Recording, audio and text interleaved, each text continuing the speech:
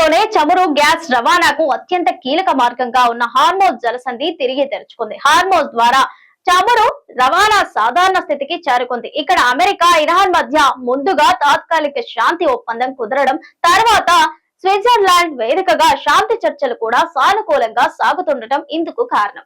ఈ క్రమంలోనే చమురు రవాణా పెరిగి మార్కెట్లలో చమురు లభ్యత పెరిగింది. దీంతో క్రూడాయిల్ ధరలు భారీగా దిగొస్తున్నాయి.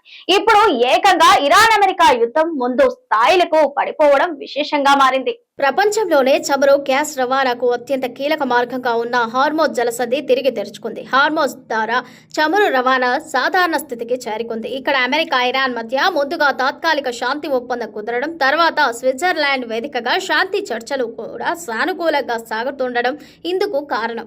ఈ క్రమంలోనే చమురు రవాణా పెరిగి మార్కెట్లలో చమురు లభ్యత పెరిగింది. దీంతో క్రూడ్ ఆయిల్ ధరలు భారీగా దిగుస్తున్నాయి. ఇప్పుడు ఏకంగా ఇరాన్ అమెరికా యుద్ధం ముందు స్థాయిలకు పడిపోవడం విశేషం. ప్రస్తుతం జూన్ 25న బ్రెంట్ క్రూడాయిల్ ధర 2% పైగా తగ్గి $72 దిగువకు చేరింది. ఇది ఫిబ్రవరి 28న యుద్ధం ప్రారంభానికి ముందు నాటి స్థాయి అని చెప్పొచ్చు. దీంతో మళ్లీ మంచి రోజులు వచ్చాయని భావిస్తున్నారు.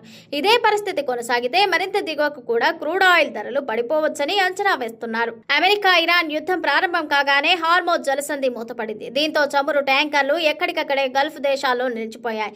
దీంతో క్రూడ్ ఆయిల్ దిగుమతి చేసుకునే దేశాల్లో చమురు లభ్యత లేక సంక్షోభం నెలకొంది.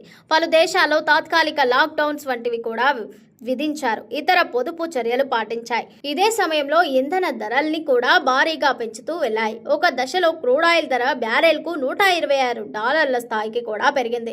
అక్కడి నుంచి మళ్లీ భారీగా పతనమవుతూ వచ్చింది.